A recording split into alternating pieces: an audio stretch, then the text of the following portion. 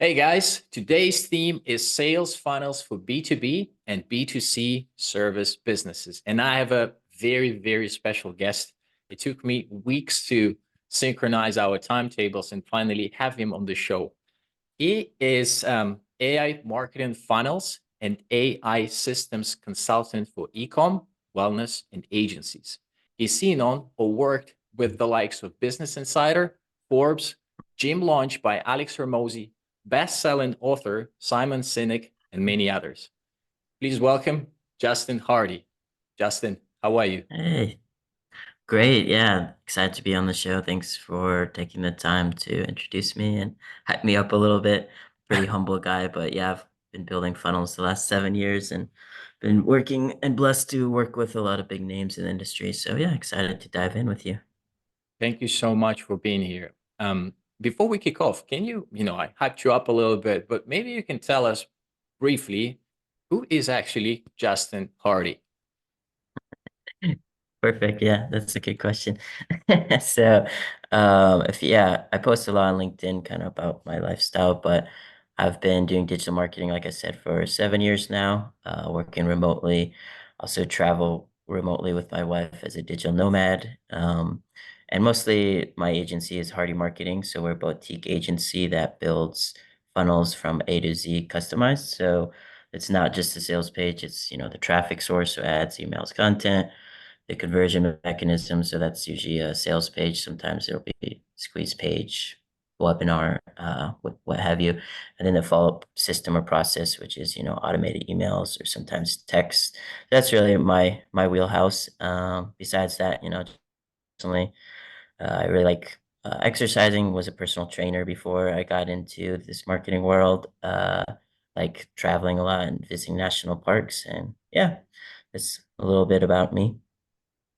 Thank you so much for sharing and open up. Actually, this question about the personal trainer stuff, this is an important question. I know you were as a former personal trainer. I'm wondering, what is your squat and bench press personal best? Because tell me what you got. I used to be way better before I became a digital marketer. But yeah, I think the most I ever squatted as a strength coach was 240.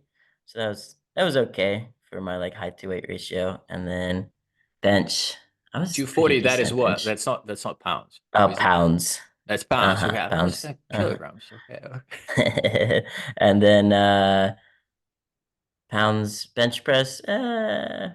I don't know if I ever maxed out on that one, but maybe Okay. like 200 or something. But yeah, I was actually a strength coach, so I trained athletes. We did a lot of deadlift, squat, athletic movements like that. So funny question. Yeah. No, thanks, man. I appreciate it. Thanks for sharing. And talking about the fitness world. So you had this post from 6 months ago mentioning how in 2017 you were Alex Hormozi's first marketing hire, and you were directly reporting to Alex himself. So again, this is a very important question. First one: was he as huge as he is right now, physically? Yeah. Yeah, I get asked pretty often about what it was like working with Gym Launch. So, I always say it was like a really good experience because it was learned a lot and opened up my eyes to a lot of things with digital marketing.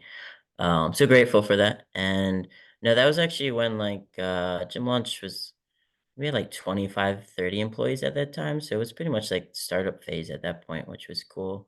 I got Mm. a I was on calls every single day with Alex and sometimes with Layla, because like the marketing team was me and one other person and Alex pretty much in that at that point. Which yeah, like now that he's blown up so much, he's kind of like the Gary Vee for sales and marketing guys. Some people say it's interesting reflecting back and seeing how that led me to here. And yeah, I just wish success for him and Layla. Yeah, they've done a Um, lot. thank you once again for sharing. And if it's okay for me to ask, and by all means, can you share like what exactly we're doing for him and like any key learnings and takeaways, maybe like top one, two, three, something like that? Yeah. I mean, Alex does a really good job of condensing his knowledge into his videos and his like, he has the 100 million leads and all those other books now. So, most of those strategies he taught us, back in the day about copy and things like that. The things I probably learned the most about him from him was just the funnel process. So before that, I wasn't Uh, too used to listing the different traffic sources. So like, there's only so many traffic sources. It's either going to be paid media or organic media. And then, how to actually take that person, and some of these lessons, other people like Russell Brunson talked about, but he made it mhm. real for me, was capturing, converting that, either email or phone in the sales page. And then what he did really well is had a really good sales process. So one of my other buddies, his name's Dylan, ran his sales team there, and they were very, I don't know if aggressive is the best word, but like really on it as far as follow up. So as soon as someone opt in, the sales guys have a script. They're connecting on Facebook, Mhm. sending, a not annoying, but sending a DM, sending automated email, retargeting with the ads. So, just I learned about what's a good system. A lot of brands and a lot of companies don't have a complete marketing system. Doesn't mean you have Mhm. to be on every platform. It means you need the traffic piece, the conversion piece, and the follow-up piece. And honestly, since That's then, I've great. just been learning more and more about that. And that's what I Mhm. offer clients today. That's really what most brands need. Yeah, this follow-up aspect is huge. It's like I get into the agencies as well sometimes, and we start going over their marketing efforts, and we frequently we find that there's a lot of actually leads that were kind of interested, and that there's no follow-up or anything after that. So it's a huge, Yeah. huge component All the time. And all I the work with a time. lot of small businesses, and a lot of them just are unaware of like a what I post about this too, like a website versus a landing page, how you can actually follow up with people. And I yeah, have that Gym question. Launch was Yeah. my deep dive into that. Um, okay. So, and the key learnings for you, like anything. So, this final aspect was the most important one. The biggest thing I learned, it's a good question. Um, I think it's just the value and the business value of having a funnel. I hadn't really, that was still in, I don't know, like 2017. So the whole influencer thing was still new, and a lot of people were just still like really posting organic without, you see some people with webinars and things like that, the OG guys, but a lot of kind of modern funnel marketing was still being developed. So I wouldn't say there was just one key piece, but just understanding like how it kind of is like the future. It was like I learned about the future early on, so that's now what Mm, people are doing. So he was very good at like reading a ton, consuming like from top coaches, and like trying to stay ahead with that type of stuff. So yeah, hopefully that answers your answer yeah, it does. Yeah. or your question. Yeah, my question. Yeah, so it's more like the realization that you had, because I think that this message that every business needs a funnel came from Russell Brunson at the time. Like it was even maybe earlier than that, Yeah, or about that time. So I guess that's where this message kind of like grew further. yeah. Russell Um, honestly changed my life with funnel building too. yeah. Just a great guy too. Yeah. About the same time I was working with Alex, I was consuming all of Russell's content and books, and anyone, for some people, he's a little bit beginner or more like earlier phases, some people say, but his lessons are still like so I powerful. have a question. I want a question about that as well. And talking about, because you've worked with the everybody knows the people. So my question is, what's the difference between a funnel for say Simon Sinek and Alex Hormozi? What would it be like? Um, the biggest difference was with a lot of the big names like Simon Sinek, and so after the way just to back up, the way I got to work with a lot of those big names after Alex was I worked for a different agency, Hirsch Marketing, and they do a lot of webinar funnels. So ads to have webinars or coaching programs, and then like the follow up. So they had some big name clients. Like Amy Porterfield and some different ones like that. Simon Sinek was I work with his corporation or his brand, so he has like coaches under him that get qualified to do things. So we ran a webinar for him. So I kind of took the knowledge I had from the webinar agency, and then we got subcontracted by Simon Sinek. So that was different as it just was less personal. I met the coach that was teaching Simon's methods. didn't get to meet Simon versus with Alex, Gym Launch. I was being Directly there. working with him every single day, and he was texting me, and yeah. So that was the main differences was the pacing, you know, Hmm. um, how frequently we were in communication and that type of stuff. And the methods, like, did you find, because as I gathered from your response, Hormozi's funnel, like this follow up stuff, you like aggressive is not the right word, like persistent maybe is the better word to describe it. It was It's a good one. Simon Sinek's. Thank you. Was Simon Sinek's like follow up approach, was it similar in this case, or was it like less like if you don't want to, it's okay, like we won't be kind of like in your face here and there. Uh-huh. Yeah, so we used some different software. It definitely wasn't as sales focused. It was more like top of funnel educational, get them to Hmm. attend and then kind of follow them up. So yeah, that was one difference. And then Alex is a really big, or at least he was like direct response marketer. So he Hmm. doesn't really care about branding and making it look like super branded or professional. He'd rather have it look it's the best way, more organic, more like, typical, yeah, black and white or typical funnel page versus Simon Sinek is more branded, like his brand, people know him, he's certain colors. So that's an interesting but kind of different thing for people to also that are listening to understand is like branding marketing versus direct response marketing is very different. And I try and marry the two whenever possible. Hmm. Yeah. Thank you. It's that's Russell Brunson's posted this video not too long ago, and he discovered, like, he's, from what I understood, it was like a beef type of thing with Gary Vee, where they spoke about direct response marketing. It was basically Russell, and then Gary Vee was Brendan, and he kind of Nice. spoke about this. And yeah, this video is really good. It's one of the more recent ones that Russell's posted, and this was Nice. great. I think that's what you're talking about. It's like you kind of have to marry the two as well for optimum results. Yeah, I gotta check out that video. And it's always gonna depend on kind of the goals and we could have a whole call just about the difference of the two. But yeah, it really depends on the brand and is that goal just to generate revenue as fast as possible, or is it to leave a lasting impression and build like, Gary Vee's a public figure. So of course he wants to be branded because he doesn't want to get copied. Versus a lot of businesses I work with they care more about making money and getting their ad spend back, within pretty much as quickly as possible. And sometimes a lot of times actually direct response performs better because it feels more authentic, organic, and less like we're trying to, win you over with Okay, I fancy see. video, so yeah, it That's varies. interesting. That's interesting. So direct response being actually more, yeah. I really like this idea. Like, yeah, like, look, here's your problem. Here's how we solve it for other clients. We can help you. Yes or no, Hmm. basically. Yeah, that's definitely more the vibe with direct response and, you know, much less branding, much less like focus on that type of stuff with that.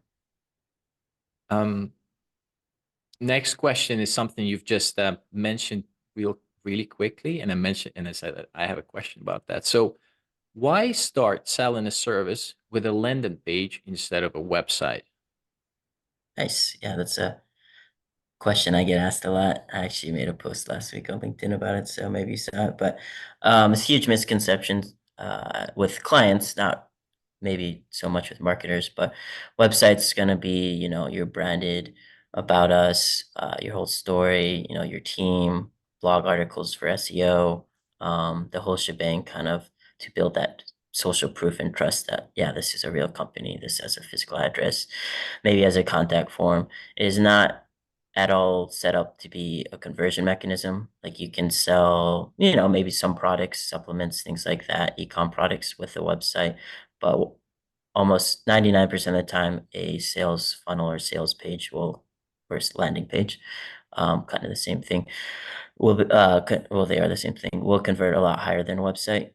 It's because there's not a menu. Like if for people that aren't familiar with the sales page, it's a very simple page where there's not a menu with other options. You're either clicking like a button on claim this offer or discount or opt in, or you're leaving the page. So there's only a yes or no option. It forces that. You can also, go really focused on one offer, one product, one audience, versus website's going to be everything you do, all your services, all that information. So that's why it's not set up well to convert. Yeah. So those are the biggest differences. We could talk again a whole hour about it, but yeah, that's kind of why you would use each one. Yeah, so the idea is if you want to kind of quickly get some results, having a landing page instead of maybe a website is the optimum solution. Yeah, I would almost always start with the landing page first because it's going to, like I said, convert at a lot higher rate. And honestly, it's it's almost always the case when I'm consulting that brands are offering too many things and aren't dialed in with their audience enough and their offer. It's almost never the case where like we have an amazing offer, an audience, and a funnel. Now we need like a website. That's very rare. So it's you can get them a quick win by getting a funnel up and going, getting traffic and getting either contact information or getting sales and kind of prove your worth and prove that this is something that's going to generate revenue versus a website that's kind of floating out in space. There's not a lot of automations to follow up with people.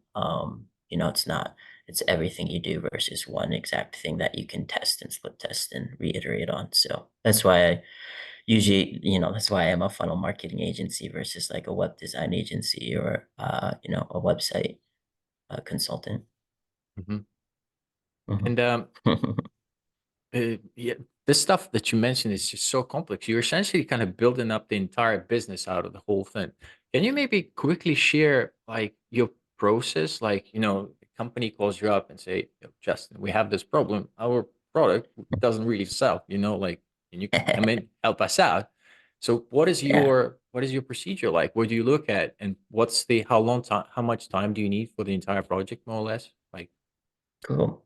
Yeah, great question. So yeah, I'm happy to share that. Um, thank you. you know, one like I guess caveat is I do everything customized, so it will vary a little bit based on the client, but the general template or flow is this. So if it's a lead, we'll get on a call like this just to chat, make sure it's a fit. Personality wise is a big thing for me because I'm my own boss. I'm not trying to make tens of millions. I'm trying to work with people I like and products I believe in. So we'll get on a call, just I'll go over usually my experience, talk with the person. I do kind of a no sales sale, so I'll then follow up with an audit. I'll like audit their socials, so the traffic. So I'm going to keep always going back to that, looking at the traffic sources, looking at their current conversion, whether that's a website or landing page, and if which is usually a very big if they have a follow up process, they usually don't Mhm. have one or it's very loose. So we'll start with the traffic. That's their social media channels. If they're doing any emails or newsletters, if they're doing any SEO, those are organic posts. Those are the biggest ones, and then paid media, so paid ads. I'll do an audit, send what my thoughts are, my recommendations, what I would actually do for them based off deliverables, so they know what they're getting. Then I break up how much that's going to take from hour and budget standpoint. So that way Mhm. they know everything. It's either they're interested, they want to get on another call, so we can actually kick off, and that'd be the next step. So if not, if it's a budget thing, I usually, might go back with them and figure out what works for them, or maybe it's just not a fit, which is fine. But anyway, so that works really well because I'm not like a high pressure sales guy. I like working with people that are a fit and have the money and interest and like my and respect my plan and want to do that. We can of course tweak it, but that way the proposal they see everything visually of what that's gonna look like. And then so anyways, not to go too much into that. Next step is we get on the kickoff call, go over any questions they might have about that proposal, mostly the deliverables. So we'll talk about the timelines and the phases, which usually then like kind of that third step for me is how do I actually start building this out for them? And my process for that is, I have that information from the audit, which is nice. So I'm already, have a lot of that stuff to look over. I'll do a market research of competitors, competing offers, and then maybe like adjacent influencers in the space. From there, I'll actually create, the content if it needs, or the ads and the sales page. Usually start with those two first, the conversion and then the traffic. And once that's in place, the client likes it, we'll usually do the follow-up system. So I use Go High Level a lot, or sometimes Mm, the new ClickFunnels too. Squarespace will just make sure there's a CRM hooked up to that, so the contacts are being populated, they're being followed up with, you know, based mhm. off the results. So yeah, that's my process in a box. Thank you very much for sharing and opening this up, because I just want to explain just how important this stuff is for, if you are thinking about like how to create your own processes, like the guys that are watching this video. Like, I would suggest you scroll back and listen to this once again, because developing this standard operating procedure, it takes a lot of time, because you have to connect all Yeah, these dots, make sure that it works for you as well. That's tricky. And lots of trial and error. lots of trial and error, but this is something to Yeah. just kind of hear out. Thank you very much for opening up for this one. Yeah, definitely. And if anyone has questions, they can reach out to me on LinkedIn on the nitty-gritty of those steps. But The link it's will be there. honestly okay. Yeah, perfect. Yeah, it's honestly not to overhype it, but I found a really good system, especially for people that don't want to try and pitch and close on that first call. If they want to Hmm. instead qualify and then one last thing on that too is if you do an audit in the proposal, that positions you as an expert from the beginning, and you're prescribing kind of like a doctor versus trying to deliver all your value on that first intro call. It can be kind of awkward, or just I don't know. People are kind of used to being pitched, so they like it when they're like, "Oh wow, I'm getting a free audit from someone who's listening to me," and they're engaged. If they're engaged, which is so. Anyways, not to go too much into it, but it is very powerful, and I think a And lot of the audit freelancers, is the audit is free. yes, Oh, you do a free audit. and Okay. yeah, exactly. So that's, some people may not like that. Personally, I do because it Works for forces you. me to study other brands. So, Uh, every brand's doing something good, something bad. So, it only takes an hour or two of my time at this point because I know exactly what I'm looking for. It's not like it's gonna be a super, super in-depth audit, but it's good to get, most people just don't even know what they're doing as far as like for on the client side. They're mhm. doing too much or they're doing the wrong thing. So if you can provide that clarity, um, and you benefit too, because sometimes I use that as content if we do move forward together, or it's a learning opportunity for myself to stay studying on what's working, what's not working. So some people might charge for it, but I think it's worth it if it's someone you're gonna do business with for a while, which is what I look for, like at least not just a one-off thing. um, it's a good way to really kind of get You things build off up on the a good start. goodwill. You build up the goodwill anyway. So step Hmm. one by one. And thanks for sharing. Yeah, definitely. The next question is about and you started doing LinkedIn for quite you've been there for some time. And what's the role of LinkedIn for B2B service B2B service clients acquisition and lead generation? Did you build Nice. any funnels of LinkedIn or anything of that nature? Because LinkedIn is somewhere like there. It's away from all the Yeah. other. So let me know. LinkedIn's hot right now, man. Uh, like it's like Shh, right on don't the tell. precipice. Yeah, especially with Twitter like reeling, and Threads isn't really that fun in my opinion. But anyways, yeah, I started posting. So like most people, I had the basic LinkedIn account for maybe, I don't know, 6, 7, 8, 10 years just with my uh, basic info. But it's CV. really, Yeah. yeah, exactly, like a digital resume. Resume. That Yeah, was yeah, it. yeah. Never was on there, never did anything. And then 7 months ago, when we were actually talking, I was traveling down to South America. I don't know, a lot of the places I stayed didn't have TVs, and I was just really focused on growing the business. So before that, I just used Upwork and referrals, and that worked fine. And could probably keep doing that. But going back to our earlier conversation, I did want to start building a brand, even if it was like smaller, so that longer term, I could get clients and just do cool stuff. So I've been posting consistently about 6 months. In the beginning, I was pretty crazy about it and did it like mostly like 6 times a week, but now I'm doing like 4 times a week. Mm. Um, yeah. So can you still hear me? Okay, Yeah, I can hear you the fine. audio. Yeah. Okay, yeah. Didn't Yeah, know if it's, I it's dropped good. there. Nah, it's all right. Cool, man. Yeah, so I post about 4 to 5 times a week. If you're familiar with Laura Costa, I joined her cohort, learned a good amount of stuff.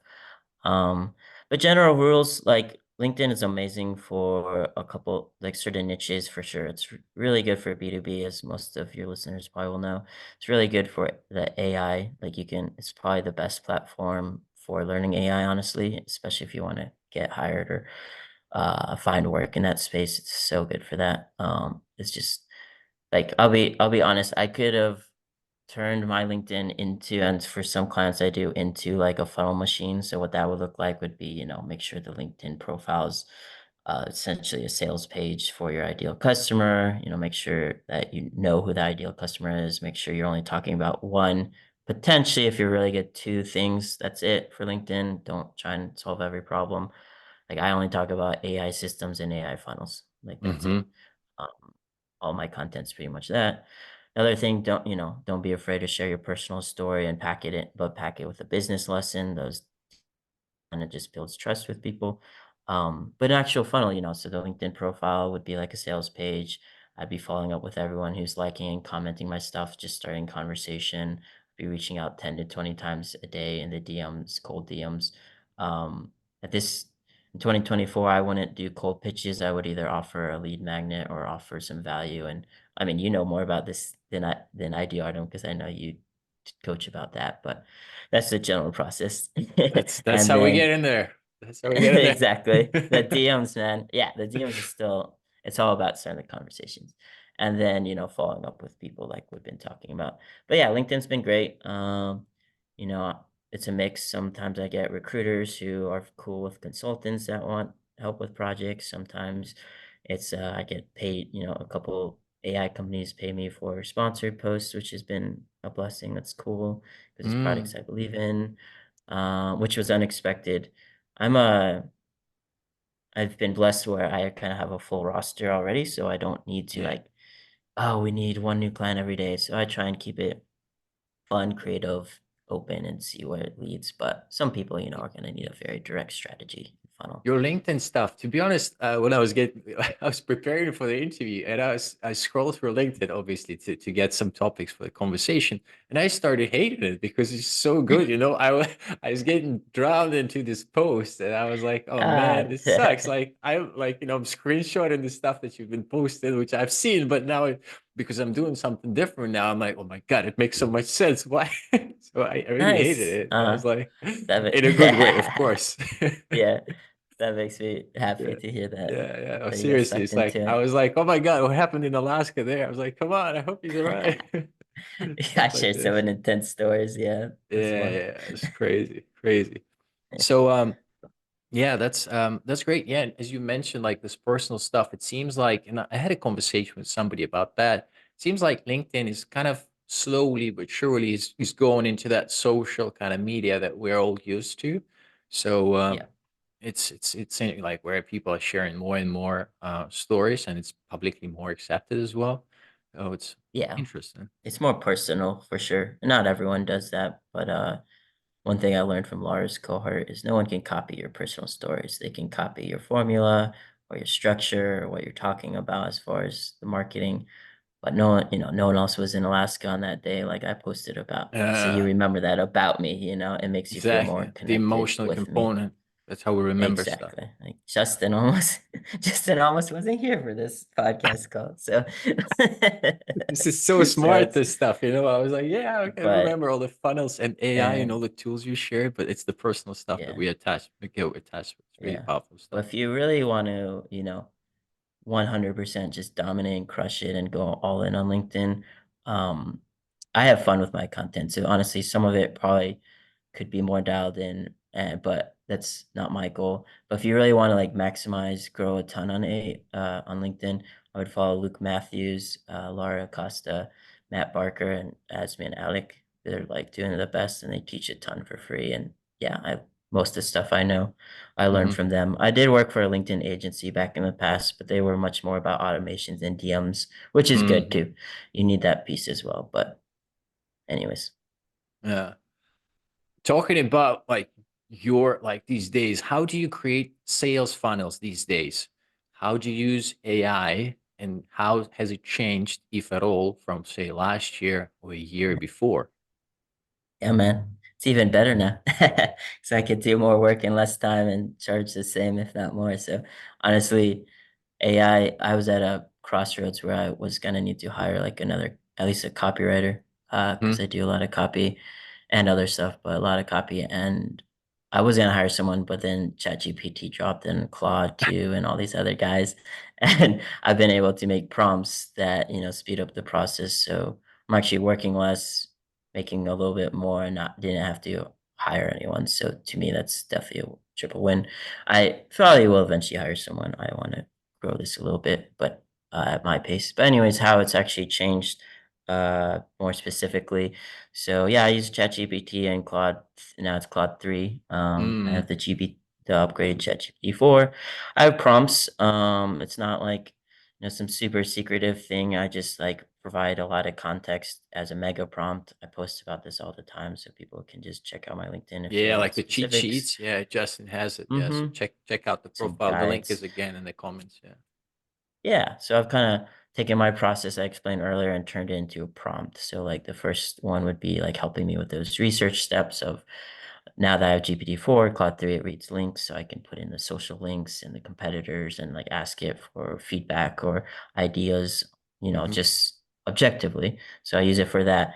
But then as far as the actual sales page, I definitely use it a lot for copy. So Hmm. I have a prompt that, again, if people want to get in contact with me, I'll give it to them for free. But it's a mega prompt that just gives them enough context on how to build the copy for the landing page. So what I mean by context is the thing that really determines a good versus a bad prompt and how dialed in the output will be is the context. So you gotta I act like it's a marketing peer that knows Hmm. nothing about the project, nothing about the funnel. So I'll be like, I need you to act as an expert copywriter. Here's the brand with the link, here's the offer, here's the tone of voice that I want, here's like everything you as a marketer you would think about, here's what the call to action is going to be, if there's a deadline. Include all that information in the mega prompt. If you want, you could break it up into maybe two or three prompts. Doesn't matter that much, but I usually just do one mega prompt. I'll get all the copy, maybe reprompt it once or twice if I want to tweak the tone or change one section. And then I'll just go ahead and edit that with my own copywriting skills. And yeah, put that up to test. I do that with ads, emails, and sales pages. So that's been where I've used AI the most. I've dabbled Hmm. in some chat bots. I make, images and videos for my own posts. A Oh couple yeah. for my clients. I actually have a potential client who wants AI images for their socials. So that's definitely coming. That's new. There's still a lot of brands that aren't using AI content, so that can kind of be Mhm. interesting for some. But yeah, that's how I've really been using it. And like I said, it's probably reduced my work time on sales page copy at least 50%. So Crazy. So if I'm really looking for some specifics now, I'm going to push it a little bit further. So when it comes to creating a sales funnel these days, like what is like your process? Maybe step one, step two, step three. Anything mhm. that you can share?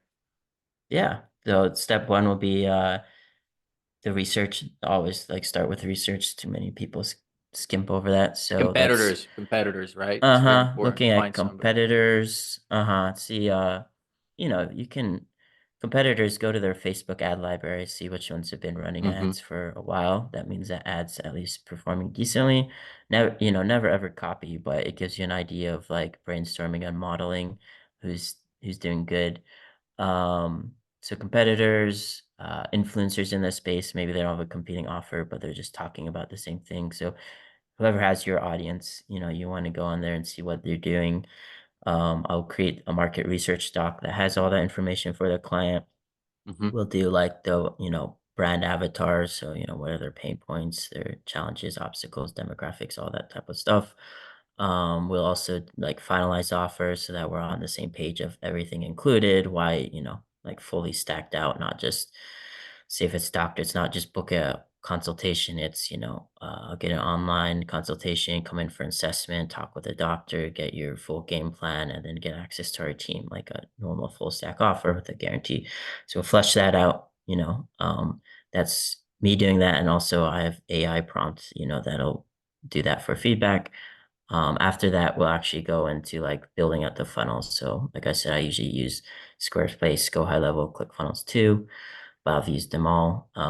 I like to write the copy first, so kind of like a Mm, sales letter, and hmm then I'll just design it in blocks, which, like a hero section, then usually a trust bar, then like call out your audience, kind of like you would with a sales funnel or sales copy. I like to think of as like a big ad. So one framework is mm. ADA, if you're familiar with that, or Yeah, PAS, attention, interest, attention, interest, desire, desire, action. So action. Yeah. attention's the top bar, the hero section.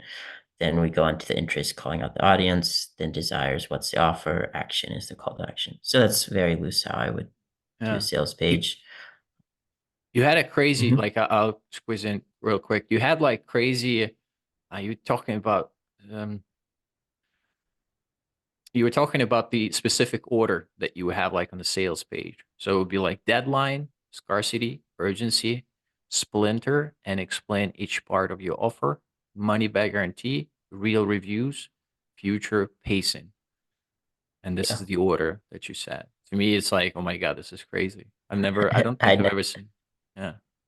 seen that before. Yeah, I should do a post about that. But yeah, No, it just is. It is your like the post. It is your post. It's from a month ago. okay, another Yeah. one. I really liked it. Yeah, you But yeah, should. that's the orders of the sales page. Exactly, it matters. But yeah, those are all the elements you need to include. I like to think of it like Legos or like building blocks. Yeah. So I Yeah. don't try and design or build the whole page. Like I said, I write it out as a sales letter and then I design section by section. Um, hmm that could be like a whole. I've actually done a workshop on that, on how I use AI to build funnels and did it in real time. So I may do another one. I think That's, a lot of that's, people. yeah. Sorry to interrupt Go you. ahead. No, No, no, you're I'm just fine. saying, you got to do another one because this is what my next question is about. You mentioned just how you were using AI for creating the sales page. Can you talk a little bit about like the actual process of auditing a landing page or sales page with ChatGPT? You had a post about this. I'm really curious because this stuff is crazy. I did have a post about that. It's a good one. Yeah. So like I said, I have the formula or building blocks for every page. There's different types. Not to go too over the head with it, but there's different types of sales pages. So a classic sales page is, an offer where it's capturing your audience and promoting, a full offer. There's squeeze pages, which is trying to get contact information. There's a webinar page. But anyways, the sales page, let's just say you're selling a product. So the way you want to, structure it out is the top is the hero section with the headline, subheadline. Next is going to be a trust bar, like featured in or some awards you had or any social proof you have. Next section after that is going to be calling out the audience or attention grabbing section. So this section is actually probably what skipped the most, is going into the emotional pain points. People Mm-hmm. always skip over this and go straight into pitching the product. So Mm-hmm. instead going, uh, let's go back to the healthcare example because that's the fun I'm working on actually this week. Mm-hmm. Say it's a doctor I'm working with who does longevity. Is like, are you tired of spending 50 minutes in the patient waiting room to be seen by 10 minutes? Are you tired of, not getting customized healthcare plans? All that type of stuff, battling with insurance, all, the research we did, all their pain points. So that's the tension. Agitate. I, Yeah. agitate it, exactly. Dig deep into the emotions. Like you want to sound a little intense about it because it's going to ring true for your audience, and anyone who's not a fit is going to turn them off, which is good. Anyway, so that's the next section. After that, you want to go into introduce your offer benefits. So just like maybe three or five, I usually use icons on, what about if there was a better way to, all these benefits of feel better now, lose weight now, get your hormones optimized, that type of thing. You don't go into the entire offer, not yet. So you just tease that there's a better way. After that is the about us. So that might be about your brand or about the doctor. In that case, it's like, for me, it's a dear future patient, from the desk of the doctor. So it's more personalized. It could be just about the brand. It doesn't have to be that long. After that is when you want to introduce the offer. So that's the full stack offer we talked about. That's everything included. It's not just booking appointments. Every single thing that's included in that listed out with the value, with a money back guarantee, because you'll make more money by offering that than anyone's going to return.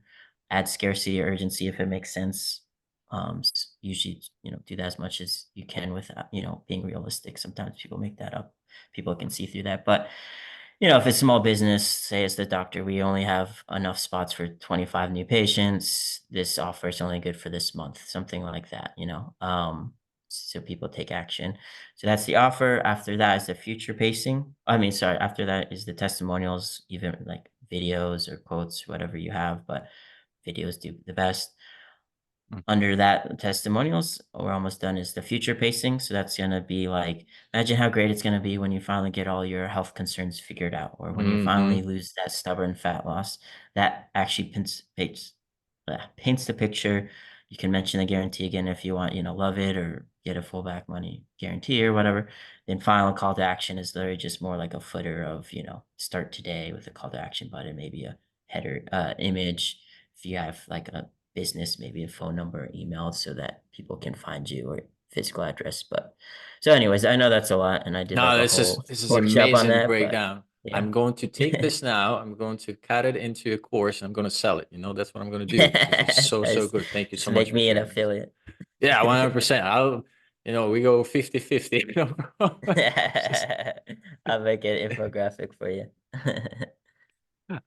yeah, it's I just quickly want to mention this aspect of like this pain and agitation because it feels like, I mean, for me at least, I didn't want to be this guy that causes pain for quite a while, and then I was watching and just recently discovered the guy Jeremy Milner, something like that. He was with again, he was with Russell Brunson on an interview, and I started checking Oh, out cool. some of his stuff. Yeah, and he mentioned that if you want to describe the sales like in one word, it's basically change.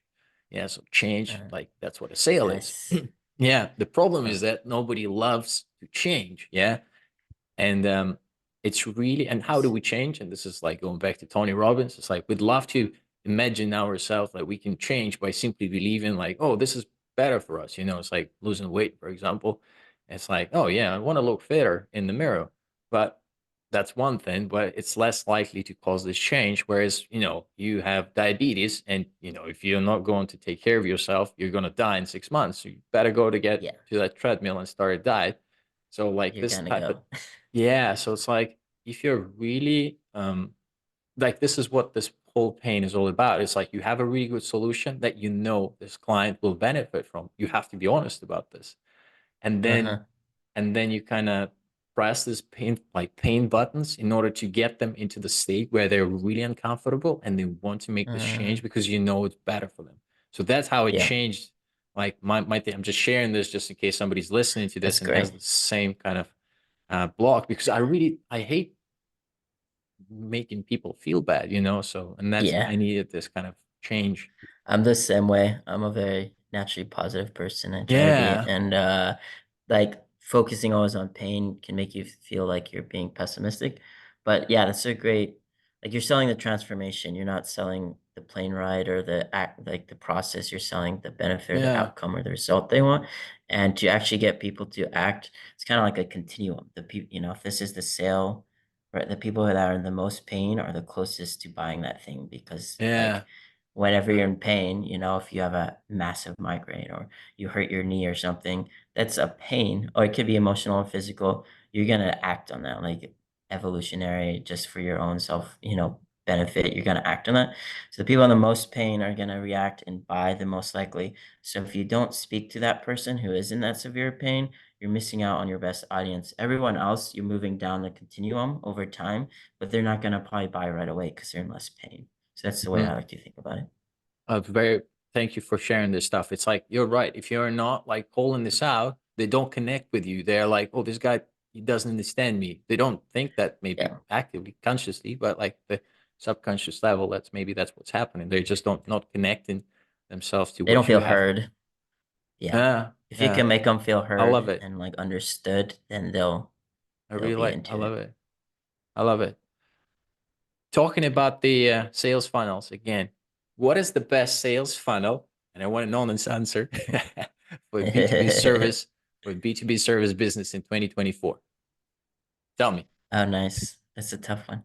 I know. I definitely have a top one.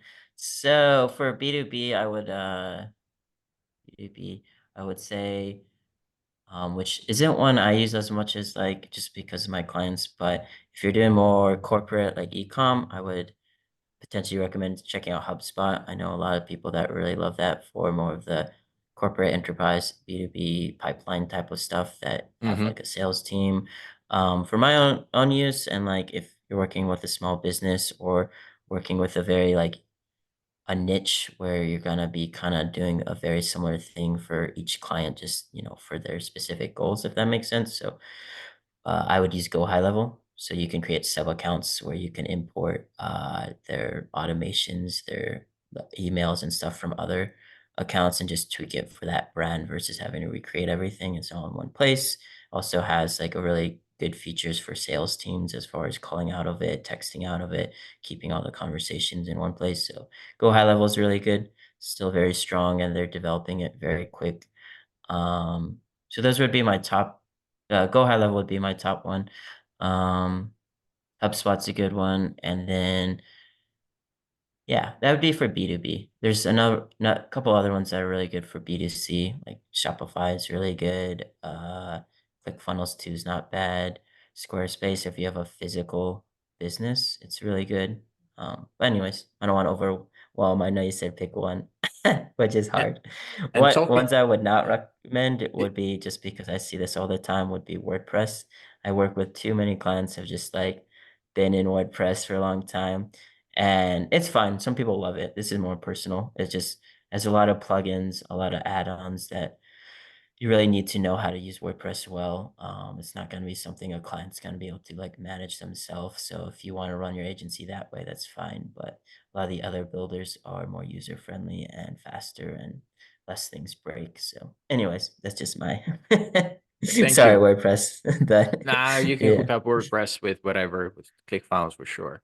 But yeah, actually talking about the sales funnel structure, what would you look at the like at the B2B service level? So what would be yeah. the structure like? Landing page, how would you have it flow? How would the funnel flow? Yeah, so one of the biggest things in really any space nowadays, but especially B2B, is people just push the same call to action like to death, and it's so boring. So they always push like get on a call, and they might masquerade it as like a strategy session or something like that, which is fine. But really, I think people need to get more creative with their opt-ins. So Mm-hmm. either like a really juicy lead magnet where it's, you interviewed 5 of your best customers and just literally answered all their top questions, like, well, pretty much what you're doing. Like you could just do that. And turn it into a lead magnet or PDF or a video training. That could work really good. Another one thing I've done for people in the software space and more of like demo people that sell, like try and get demos, that can be really good. So Mm-hmm. you can do like an on-demand demo where it's pre-recorded and you get their contact information, they're already engaged. And that way you can follow up straight away to the next step. But really, I would offer like something besides just a basic like book your appointment or get a free quote, or uh those really basic ones are really overused and don't offer that much. So really look to lead with a lot of value from the beginning. So whether that's get our free lead magnet and then you're pushing them hard to get them onto like an actual strategy call and session where you actually help them, and then you try and pitch them, that's fine. I'm not saying Mm-hmm. don't pitch, but like actually lead with the value. Don't actually just try and get a call or like sign up to get on a demo. We're gonna go back and forth on email, and then you're gonna like maybe get on a demo. I'm gonna annoy you for another month. Like people are over that. Instant value, instant information. It's Mm-hmm. gonna hook the person, your ideal target. Put that front and center, and then try and get them, and then actually close them that better fit both wise. I don't Mm-hmm. know if that's clear enough for you. Yeah, it is. Yeah. And I Yeah, have actually a follow-up question because of this, and this is something we've touched upon, but I haven't asked about this thing specifically. So this is the post that I've read a little bit already. So this is what you wrote. You can have the sexiest sales page in the world, but it won't convert anyone if you're missing this one thing. And that then is the perfect offer. So how do you come up with the perfect offer? nice man. Yeah, that was a fun post to read. Um, so yeah, the one just process behind that, and then the actual how to do it is you can have super professionally designed, like super sleek, super modern, high budget page, and if the copy is talking to the wrong person and offering the wrong thing, it won't convert anything. I've had clients that had ugly sales pages as far as like a designer would say, and they converted and grew the business really well because the copy was dialed in perfectly, and the offer was good. And then I've had other clients who had the most beautiful site ever, and their offer wasn't that great, or was boring, or wasn't targeted enough, Hmm. or explained well enough, and it flopped. So design, of course, matters. You want to look professional, but if the offer isn't like dialed in, and that's what you need to do. So that's why you need to do the research we talked about before. That's gonna highlight, the competing offers, your target audience. You should interview your client to see what they've historically tested, if anything hit, or if there's nothing that's been working. And then the actual offer, as kind of what I said before, is you want to make sure it comes with, full stack offer. So everything, explain out what's included in it: scarcity, urgency, money back guarantee, social proof of real people actually using it. If you can capture it in a video with user generated content, that's gold. But just like make it as real, believable as possible. Don't use fake ones. And that's a full stack offer. That's what I mean by an actual offer. A lot of people, even going back to your last question, will offer a very basic, like, free quote or try it out today, but they don't explain every single thing included, and they leave out a lot of money and a lot of value, or perceived Hmm. value, by the visitor. Hmm. Yes, just having, and I think that's also like this one comes from my learnings from Russell Brunson, the man himself. Like having like listing those parts of the offer, it's like you have this offer stack, like everything you're getting. Because in our mind, we're like, you can have a 400-page book, or you can have a 100-page book divided into like the other 300 pages divided Nice. into other parts of it, and you end up with a lot more um, individual That's a pieces, that's a basically. good one.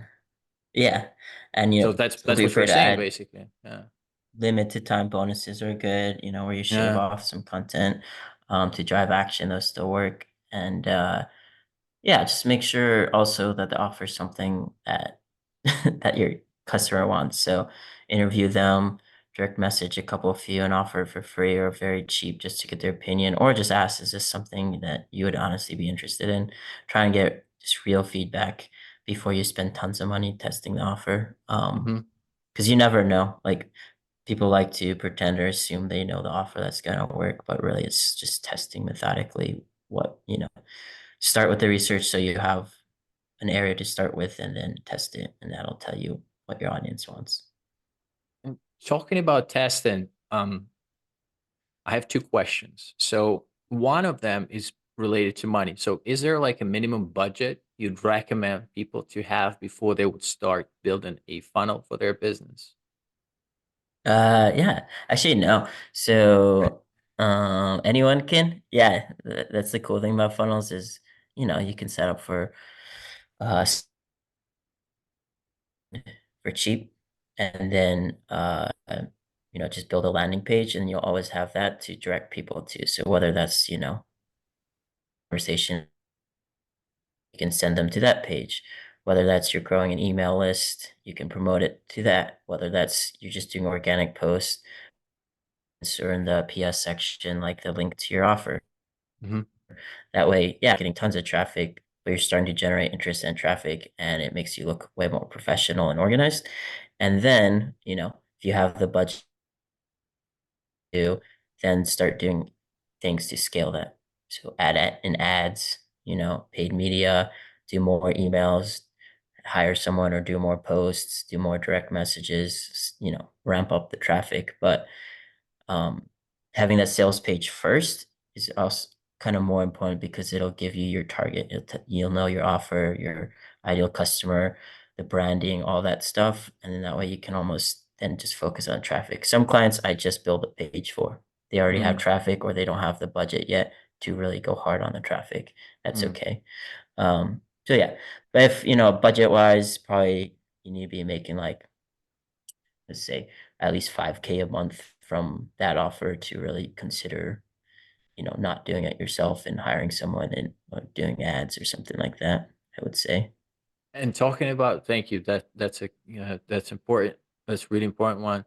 And talking about the actual ad budget, so if I want to say go to Facebook and give it a try, like what is the minimum ad spend that will kind of tell what's going on? Like is What would there? actually work? Yeah, Yeah, and that's also kind of nuanced too. I good. mean, I said 5K, but honestly, if you're just making a couple sales consistently each month, you could consider doing a very low budget traffic campaign on Meta. Those are still good. So for between $1 to $5 a day, you just take your most popular content, organic content, and turn that into an ad with a little bit more direct response or sales copy instead of the, organic educational type of format. Do that, and that's going to get you a ton of traffic to your page. You can start, collecting emails or start getting, those free opt-ins for the squeeze page. So start with that, and then once you have more budget, probably around the 4 to 5K a month mark, I would say minimum. Then start. You can do, maybe $15, $20 a day. So Meta, you can still get away with a couple dollars a day, but it's not gonna to clarify, that's mostly traffic and brand awareness. It's not going to be tons of conversions. Later on, Yeah. they may be. But so a couple dollars a day. Google, I don't run a ton of Google ads, but I have a couple friends in that space. They say about $1,000 a month is kind of Hmm. like enough to start testing and getting some stuff going. And then other platforms, probably about the same, if not more. YouTube's a little more expensive. LinkedIn's a little more expensive. So I usually do honestly start with meta ads for the majority of my Hmm. clients. From what I understand, like meta ads are really, really good when you are like, say, lower, kind of just starting out essentially. And then say YouTube Yeah. ads are not that good when you're starting out, but it's really good for scaling because there are like some scaling issues with meta currently all the time. There's like account restricted or some stuff like that going on. So it's not that easy from what I understand. Yeah, I agree. Meta's ad manager's a little bit more not difficult, but more Ruthless. stuff to consider. Uh-huh. But on the backside of that, their targeting is still better, probably still the best. YouTube is good for educational content, certain niches if you have like really good professional videos. Otherwise, yeah, I wouldn't really try and compete there. Hmm. For ads, I'm talking about. And then Google ads are still really good for almost everything, honestly. Hmm. Thank you. Talking Yeah, man. about talking about split testing the funnels. Can you, and you mentioned this as well, because important, like people, to be honest, in my world, I'm like, oh my God, split testing, this is so nerdy. And can you talk about why this is so important and why continuous split test, as you put it in your post, why they're so important in reality? Yeah. Nice. Yeah, it's very important. By one of the most neglected or misunderstood things. So when I think of split testing, I think of being back in high school in chemistry class where you're doing like little lab tests and you change. I don't know if you did this in your schooling, but I'm sure it's pretty Oh, standard, at least in the US. You do lab tests. Everything is the same with every test except for one variable. You're looking to right. control every other variable and changing just one thing. That's how you know if it's actually statistically relevant or it's the same thing with marketing. You want to think of yourself kind of as a scientist. Don't assume that that first offer is going to hit most of the time. Like, not to be pessimistic, it probably won't, or it won't be as good as it could be. So get as good of an offer as together as you can. Test that from the beginning, and track your data. So you got to be looking at uh, the data kind of like a funnel. So top of funnels, how many people saw that page? Like, did you see all, just for simple terms, 100 people saw the page. Okay, what percent actually filled in the form or got the free thing or bought? That's your conversion rate. If that's, depending on the traffic source, super low, then okay, that's where you need to focus on. If the conversion rate's not too bad, then you're doing pretty good. You can focus more on like ads or other things in the funnels. Um, so that's kind of the way I think about it. Hmm. I don't know if, as far as like actual split testing, I like to just clone the sales page and just change out the header, the subheadline, and the hero section. So that way you have two different fields because majority of people only make it down like a third of the page, anyways. So you have two different fields from the beginning, and then pretty much everything like go high level, click funnels, most of them very easy to split test. It'll show you which one's getting more conversions per views. Sometimes you have to click into the data and see. And that's it. I love I it. would recommend. doing it often. So depending on your budget and how good it's working. So So at heading, least once a subheading month. are like the main things, or is there anything else? If we're like talking Pareto principle. Yeah, I mean that little hack I said was just I would do that straight out from the gates because that way you have two sales pages to ish to test versus just one. But you can split test almost too many things. You know, it's first the create test an ad or an email or the actual sales page. The sales page I would start split testing with just that hero section. Maybe then you could start split testing like the actual offer, some of the details or bonuses with the offer would be worthwhile.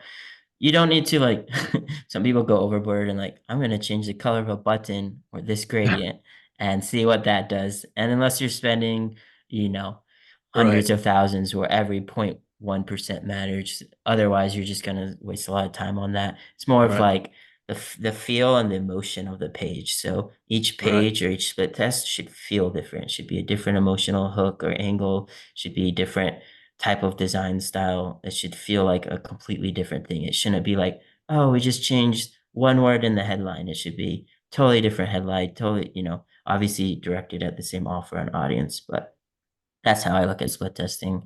Probably once a month for a sales page, once every other month if you're not running that much traffic.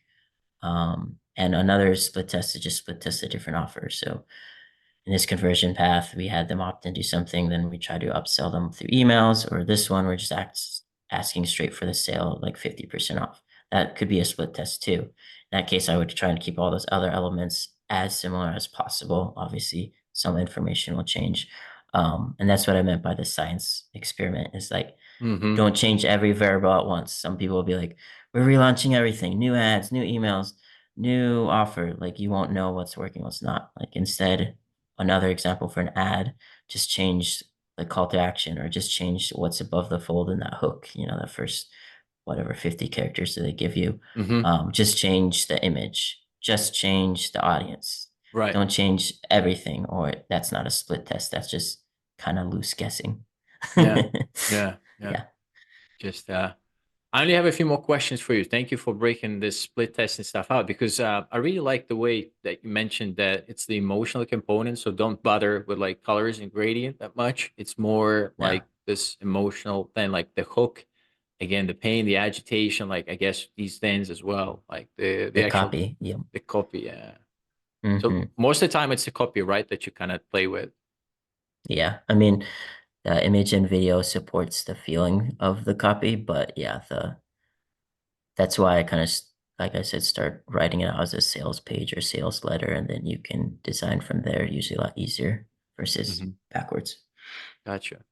I only have a few more Hmm. questions for you. Yeah, keep going, man. I love no, I love it. Like the problem was I was going through your link. I was like, oh my god, the worst thing is that I want to interview Justin second time right away because there's so much I want to ask you about. It's so good. Yeah, we'll have to do But an encore. thanks, man. Going back to I mean not going back there, but the important component of any sales process is the sales, the landing page, whatever it is the email sequence. So I'm curious, what is, I've got like two questions. What is the best email sequence right now? And does the soap opera sequence still work? Nice. Yeah, that's a really good question. I can tell you know about email follow-ups from that. Um, yeah, so I guess just to answer, first start with a soap opera sequence. It's like Russell Brunson's popularized it of it's really good for coaches and creators and personal brands. So if you want to establish a personal connection with people who opted in, the soap opera sequence is where you essentially tell your story of how you had a problem, which is your audience's problem, how you struggled, build up the anticipation emotion, how you found the solution, the excitement about it, the interesting things about it, now where you're at, like how good you're feeling, what's different about your life. That's in a very abbreviated way what the soap opera sequence is. That can be done usually between 5 to 10 emails right after someone opts in, usually for a lead magnet or a squeeze page, sometimes for an offer, like a paid offer. And yeah, that still works really good. I like to kind of take that and those elements and just expand it or change it up for businesses. So I work with a lot of small businesses and e-com agencies where there's not going to be one person like, say Russell as the face head of that brand. It's like the brand and the product. So Mm-hmm. um, a different way that would work, again, going back to the healthcare example, for this longevity doctor I'm working with, what that would look like, you still want a follow-up sequence, 100%, no doubt about it, for every funnel. Emails, and then for some brands, SMS as well. But Mm-hmm. anyways, just for the emails, what you want that to look like is the first thing is when they opt in, whether they paid or not, you want to congratulate them. So you want to, that initial dopamine response of, oh, I did something, I paid something. It's going to go one or two ways. They're Was either it going the to feel right good about thing? their Yeah, decision yeah, yeah, or they're yeah. going to regret it. And you want to really limit that buyer's remorse and also help expand upon that positive. So it's, you can typical way of, congratulations on taking your first step. Here's what you can expect. Here's a little, maybe coupon or something else to get them kind of interested, or check us out on social media. So that's just Yeah, kind of the social. Yeah. acceptance, try and get them excited, use, a couple Mm-hmm. exclamation marks, use congratulatory language. The next one is going a little bit deeper. So more like if you need to send out more information about the product or how they can come in for their appointment. And then like so that's kind of just more about us, more about like what their specific journey is, and it's not everything about the company, but just say they sign up for appointment to come in. So a little bit about uh, the clinic, what their specialists in, their doctors, what they can expect.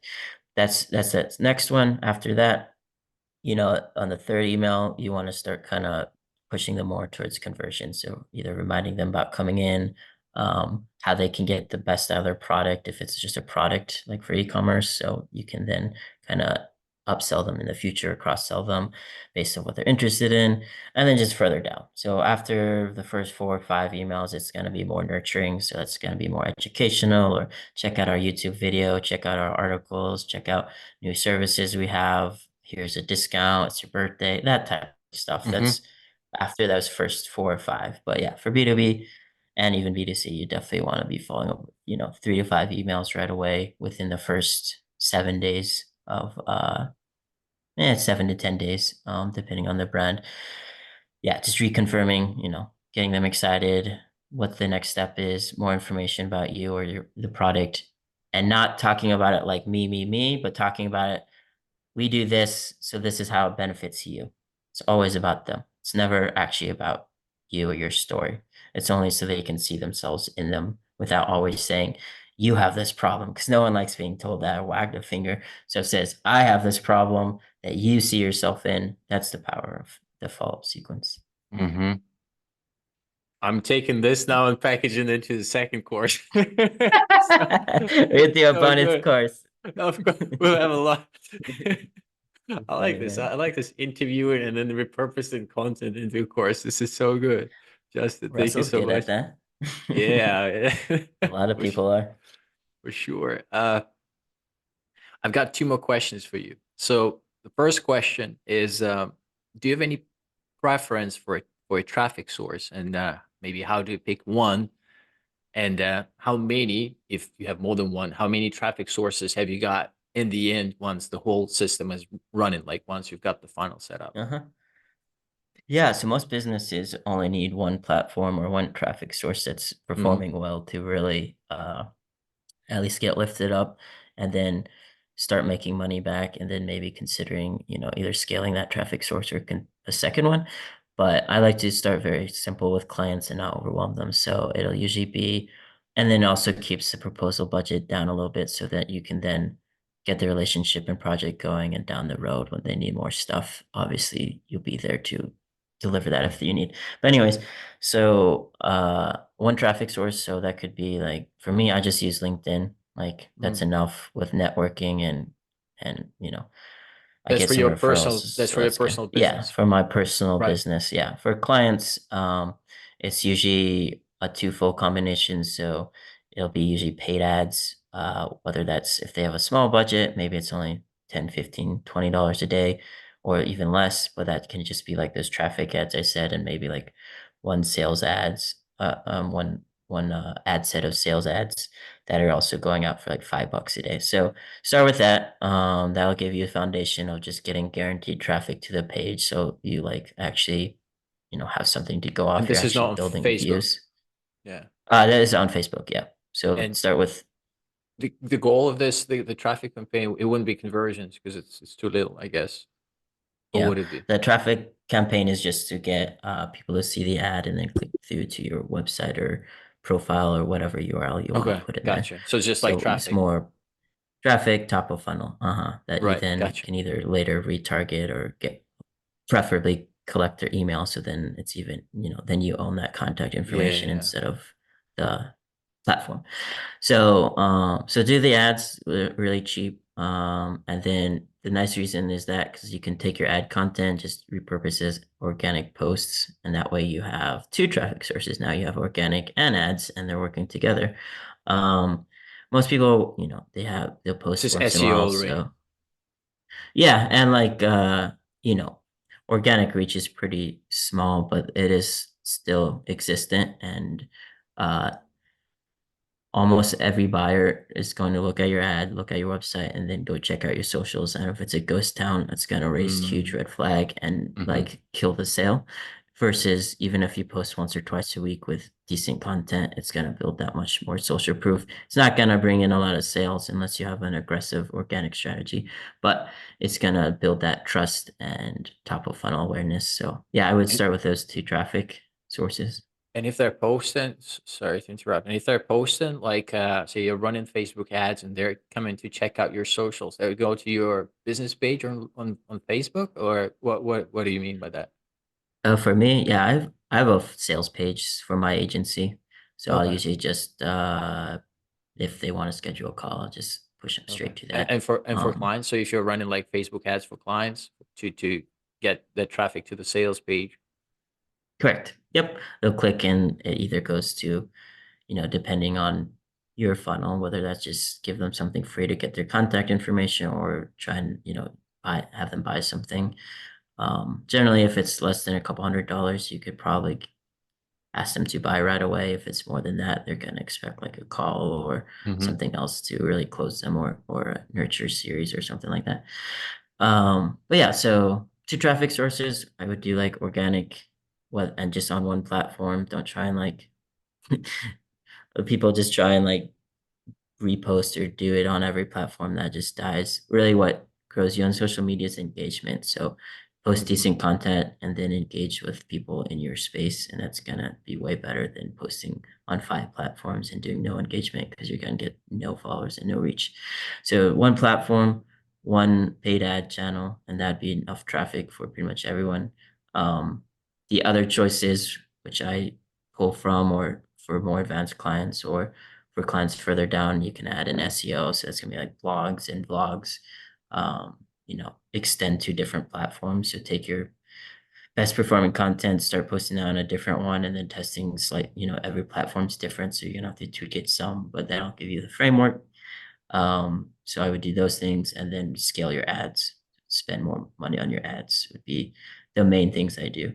Besides that, looking up at your follow-up process, most people aren't, like you said in the beginning, aren't following up well. Yeah. Yeah.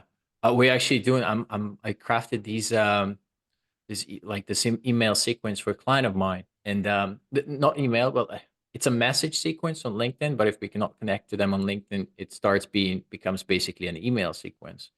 And I made Oh, it nice. like, yeah, I made it like super long because, and I mean the cadence. I mean there are like seven messages in the entire sequence, and the cadence is also pretty. Like I got like first two maybe messages that arrive into the inbox maybe like 3 days apart, and then Uh-huh. it's like really breaking it down like 5 days rest, 7 days apart, because the Yeah. idea is to kind of just get this because they're buying on their own schedule. So we just want to be there for a long enough period for them to kind of remember us and Yep.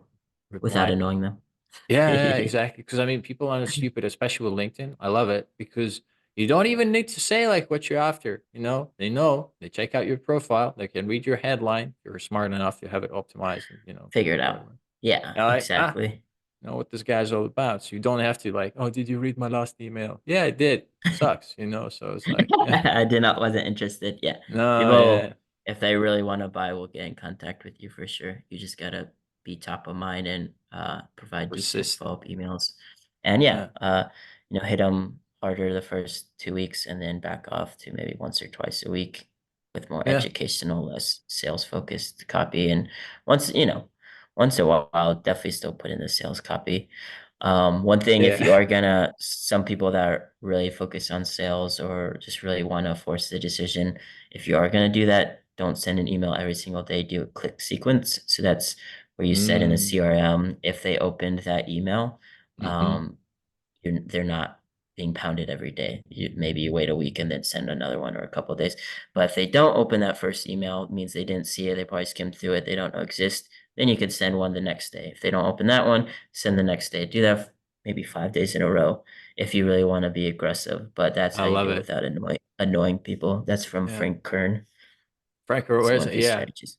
This Mhm. click stuff is always, I could never wrap my head around it, and I never really bothered. I was like, yeah, I'll just send everybody, you know, who cares? But yeah, that's really good. So you kind of like, you kind of layer these guys, you know, everybody who doesn't check out your emails, and you kind of Yeah. give them another chance to transform Uh-huh. themselves, because obviously they have to transform themselves because Yeah. and And the uh only thing you need to change is the subject line. That way it'll appear a different email because they didn't open the first one. They don't know yeah. what that first one says. You can, if you're on a budget or if you're on a time crunch, you don't even have to change the copy. Usually for sale, these are gonna be for sales emails. If you're selling a Yeah. course or you have one or two good sales emails, just do the click sequence. That way you're not annoying people. Right. But what if like, if they kind of open the email, but they're still like on the fence, you know, and they kind of need another nudge, like then we're missing Uh-huh. out, you know? Yeah, then you could customize that, maybe follow up in like 2 or 3 days, just space it out a tiny bit. Okay. You can, in a lot of CRMs, you can do, did they click the link, which would be the link to your page? And if that's how I would do it. So Right. anyone who didn't click the link, or that way you would know that they were like a meh, maybe put them Yeah. on the longer nurture. If they did click the link, then that tells you they saw the offer. Maybe they probably want to offer, maybe send one more email and then back off to the what I said, like the once a week cadence because they saw it. Mhm. So it's like, dude, like they don't want it right now. If you're posting online and you're also sending out other once a week emails and retargeting ads, they're gonna see you. If they want it, they're gonna reach out. You don't. There's a fine line. There's some brands that honestly push the boundaries a little too much, and it kind of turns everyone off for the whole experience. So I'm Mm. definitely a promoter of like think of your customer experience and actually try and honor that and like provide value and provide something that you would enjoy Mhm. instead of something that's just gonna increase profits by 5% this quarter because we needed to do that. It's like, well, yeah, but we pissed off our email list. So Yeah. that's how I like to think about it. Yep. That's really interesting. But yeah, so it's almost like you don't want to burn them in a way. So yeah. Yeah, I think it's Seth Godin who popularized this term, but permission-based marketing. Mm. So, just like you said, people, because consumers are smarter than they've ever been in the history of Oh consuming my stuff. God. We've marketers have trained them to Horrible. look at every review, everything, and that means they're not dumb. So yeah, if they want it, they're probably going to Amazon and buying it, or they're buying, it's already Hmm. done. So that's good and bad. It means you need to respect that and communicate appropriately with the right enough information, not be lazy and just say, yeah, people are going to buy anything any days. It's like, no, there's brands that actually take it serious and respect the customer journey, provide the right information at the right time, and you're going to stick with that brand. Those are my favorite brands that actually do that because again, you feel heard instead Hmm. of just being sold to. You're actually it's a Oh, we're talking about this service. brand stuff again. Who cares? But direct response, buy. This is Direct the time sales. to buy. Yeah, I'm launching now, so you better buy. And if you don't buy, I'm going to kick you out of my email list anyway. I'm gonna blow you up. Exactly. Yeah, man. Mm. The final question I have for you, this one also came from your post. I'd love you to share, and I think this is the book that you put together or some guide that you sent to your client. You kind of forgot how good it was, and you sent to your client, and you share it on LinkedIn. It was about the powerful strategies for organic and paid media. So I'd love you to share maybe three or more, if you wish, of those strategies. Yeah, man. Yeah, that that guide I reread and I was like, oh wow, I like gave away so much good. Like I'm definitely not one to toot my own horn, but I reread it and Right, like right. if someone actually had no idea and just followed this like to the T, they would accomplish their goals at depending on the the speed at which they accomplish it would be based off their budget. But they it's like everything that the best influencers and people like Alex and all the other people I've worked with are doing based off Russell Brunson's strategies, other people's strategies. But essentially, it's pretty much what we've been talking about with the funnel, and it kind of is like the backbone of it. So I'll just give it to you so you can send it to your like anyone listening because it's going to be a lot to go over all in here. But essentially, I it's marked going it as over the well. Yeah. okay, yeah, it's going over the I'll ask you. research of like the competing offers, finding the like the big difference with some things we're talking about is finding your dream 100, which is a Russell Brunson term. Doesn't always have to be 100 for a lot of clients. I do a dream 50. So those are the people on that platform that already have that audience that would buy Mm-hmm. your product or offer. You need to follow them, like model their content, literally like to a T, like find their best performing posts, which out of every 10 posts, they'll have one post that has like at least double, top, usually 5x the amount of reach and engagement. That's the best Mm-hmm. performing post. Do posts like that on those topics, answering those types of questions. Um, hit the notification so you comment on their posts every day, like and engage with the people that are commenting because those are engaged audiences that again your audience. So that's the organic research strategy. You need to have that in place. Again, with the marketing, you need to have, your ideal customer avatar and your offer dialed in, and then reach out to those influencers, follow them. And then with that, start making your own posts and actually track it. Most people, they never track who followed, who liked, whatever. Everyone, if you don't have a budget, but you just have time, take it serious. And anyone who follows you that's a potential fit, put them in a spreadsheet, that's free. It doesn't have to be a super complex thing. Put an Excel spreadsheet, No, no, or no. if you have This a is no interest. So we need a CRM. funnel. We need the funnel. So it goes Yeah, inside, we run the ads, it's automatic. That's what we need. Like, no, like this exactly. follower stuff, like, no, who cares? Like, whatever. Yeah, exactly. There's nothing to it, right? Yeah, yeah. Who And yeah, cares? so put them in the spreadsheet. Make sure you like actually having a direct message is the best way still to get an open rate. It's higher than email or ads or anything. So start a conversation, not in a pushy way. Test different hooks and just yeah, get them to the offer and sales page. So that's the Mhm. strategy in a bundle. That's the like, most important steps of it. But I break it up into easy steps in that guide. So yeah, if anything of that sounded interesting to you, I would highly recommend listeners check it out. It's Oh, free. well, I'm definitely checking it out. I just marked it. I'm like so downloading this right now. And Yeah, oh, man. Justin, man, the final thing I wanted to ask you about is can you, I know you're a very good man. You have a lot of posts about the faith, the family, etc. Maybe you can wish something good and positive, especially during these turbulent times all over the world, and something maybe for our listeners, for our crowd. Oh wow, yeah, that's a very nice sentiment. Yeah, just hope, anyone out there that's consulting or freelancing or, out there trying to make their own way, like keep going. It's amazing how much you can learn, like just rolling up your sleeves and getting started. And if you need support, like feel free to reach out to Artem or me on LinkedIn.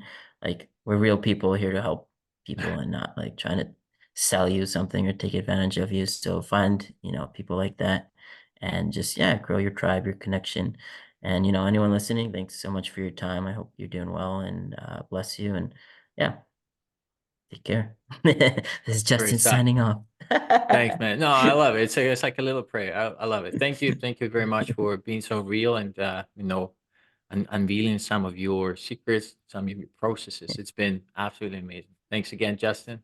And yeah, thanks, man. Great. Yeah. Thanks for having me on the show. And uh, I'm sure you'll have the links people can access and I'd be happy to Everything do will be this done. again sometime. Thanks, man.